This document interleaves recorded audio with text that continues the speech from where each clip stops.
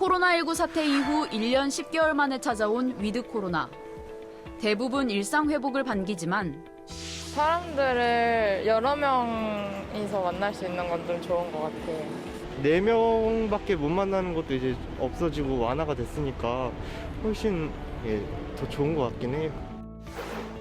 아직 불안감을 떨치지 못하는 시민들도 많습니다.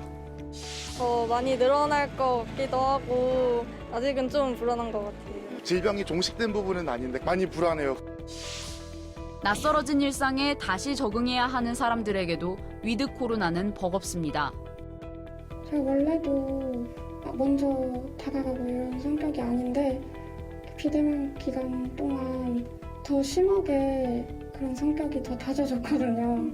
서로 얼굴 모르고 이렇게 인사도 안 하고 침묵 안 다져도 괜찮잖아요, 사실은. 그쵸. 별로 노력도 잘 안 하게 될 것 같아요. 지난해 우울증으로 진료받은 환자는 83만 1천여 명으로 전년보다 4.1% 늘었습니다. 언뜻 보면 별로 늘지 않은 것 아니냐고 생각할 수 있지만 다른 통계로 좀 더 살펴보겠습니다.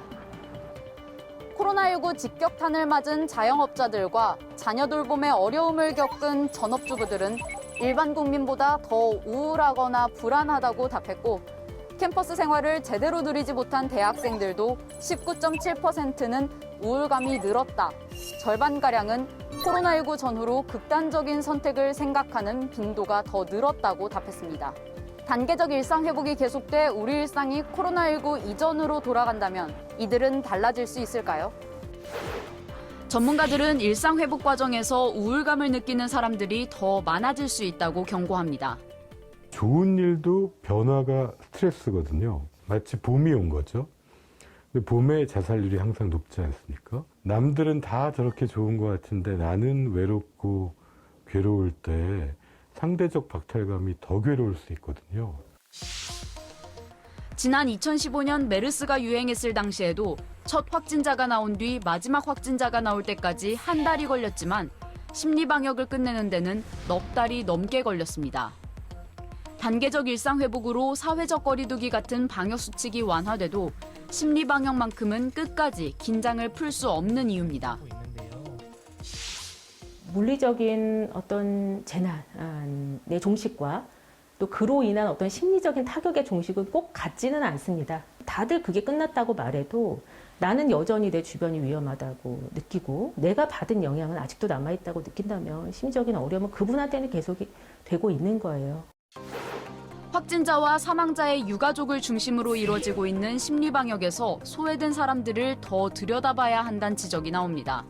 실제 이게 찾아가는 서비스 없이 발굴되지 못하는 방치되는 분들이 분명히 있을 수 있기 때문에 이분들이 도움을 요청하도록 좀 지자체장이나 이런 리더들이 분명한 메시지를 보낼 필요도 있다고 생각하고요. 맞춤 지원 정책이 개발될 필요가 있다고 보고 있습니다.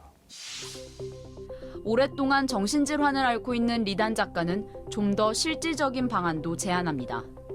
약을 먹는다라는 거는 자기가 나약해서도 아니고 자기가 의지가 부족해서도 아니고 자기가 통제할 수도 없어서도 아니고 그리고 셋 다 해당되더라도 이거는 개인의 문제가 아니라 코로나19로 인한 문제이기 때문에 그거를 자기의 탓으로 돌리지 않고 이제 나서서 한번 가봐야겠다라고 생각을 하는 것이 일단 좋고요. 리단 작가는 코로나19와 함께 살아간다는 건 결국 코로나 우울도 우리 곁에 계속 남아있는 거라고 말합니다. 우리 앞에는 이미 절대적인 코로나라는 벽이 놓여 있었고 그 벽이 없었던 시절은 이제 없습니다.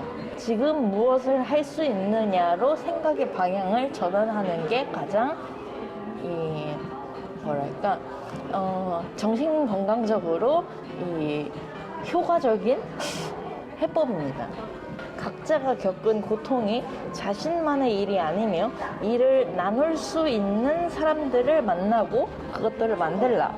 그리고 서로 말하고 공감하며 버틸 수 있는 연대 기반을 만들라는 것이 저의 의지입니다. TBS 백창은입니다.